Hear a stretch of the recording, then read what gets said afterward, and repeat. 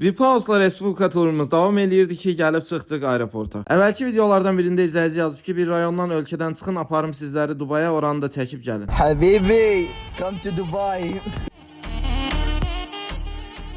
Ən bahalı maşınlar, ən dəbdəbəli otellər, ən yüksək göydələn. Dubayda uzun müddətdən bəri uçan maşınların testləri aparılır. Bizim də Dubay deyiləndə ağlımıza yaxşı şeylər gəlmir və küçəyə zibil atmamağı təzə-təzə öyrənirik. Bura gələcəyim muzeydir 2022-ci ildə istifadəyə verilib və National Geographic tərəfindən dünyanın 14 ən gözəl muzeyindən biri olaraq seçilib. Muzeydə süni intellekt dəstəkli cihazlar da var ki, bu cihazlar vasitəsilə 50-60 il sonraki dünyada həyatın necə olacağı haqqında təsəvvür yarada bilərsiniz. 14 ildən çoxdur ki, dünyanın ən uzun göydələnin titulunu daşıyan Bürc Xəlifəndə yəqin ki tanımayan yoxdur. 164 mərtəbəli bu nəhəng binanın 122-ci mərtəbəsində isə dünyanın ən hündürdə yerləşən restoranı var. Atmosfer Dubay restoranında modern fransız mətbəxi servis olunur. Giriş qiyməti təxminən $50 civarındadır. Qalan şeyləri də özünüz yəqin təxmin eləyə bilirsiniz. Bürc Xəlifənin yaxınlığında isə dünyanın ən böyük akvariumlarından birinə və 1200-dən çox mağazaya ev sahibliyi edən dünyanın ən böyük alış-veriş mərkəzlərindən biri olan Dubai Mall yerləşir. Gastronomiya cəhətdən də Dubay dünyada çox önəmli bir şəhərdir. Gordon Ramsay kimi dünyaca məşhur şeflərin restoranlarına ev sahibliyi eləyir. Burada 150 milyondan çox açmış çiçəyi olan Dubai Miracle Garden-da gördüyünüz bu təyyarə modeldə Guinness-in rekordlar kitabına düşür. Əgər biz də icazəmizlə bərabər Dubaya gedib bu kadrlarda yerində çəksəydik, bizə ortalama $3500 pul lazım idi.